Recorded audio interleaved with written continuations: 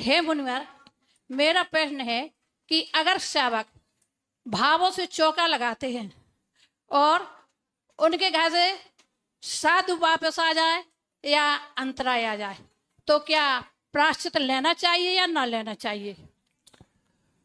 माँ, प्रायश्चित जब हमसे कोई गलती हुई है तो प्रायश्चित लेना बनता है, लेकिन दिगंबर मुनि की चर्या ऐसी है कि वह किसी कारणवश ही कहीं से लौट के आएंगे या अंतराय करेंगे।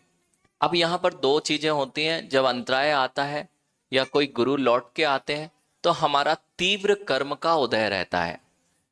आपका दान अंतराय कर्म का उदय होता है और साधु का लाभ अंतराय कर्म का उदय होता है, इसलिए यह प्रक्रिया होती है।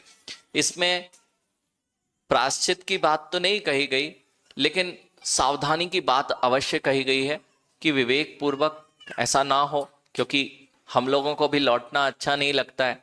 किसी के घर में जाएं, लौट के आए, अंतराय तो किसी के लिए भी अच्छा नहीं होता, क्योंकि साधु भी अपनी साधना के लिए आहार करने जाते हैं और आप सब भी कितने भक्ति से चौका लगाते हैं, लेकिन अंतराय आ जाता है। इसमें केवल और केवल कोई कारण रहता है तो हमारी विवेक का अभाव रहता है। इसलिए जब भी आहार दें तो बहुत सावधानी रखें।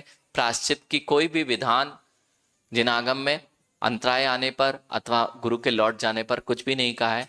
मात्र आपको विवेक और सावधानी का ध्यान रखना चाहिए, जिससे कि ऐसी परिस्थिति ना बने जिससे कि हमको भी दुख हो और आपको भी दुख। मतलब मुनिराज को तो दुख नहीं होता, क्योंकि उन्हें पता है कि जैसी जिनागम की चर्या है उसके अनुरूप उन्हें पालना पड़ेगी। नमोस्तु।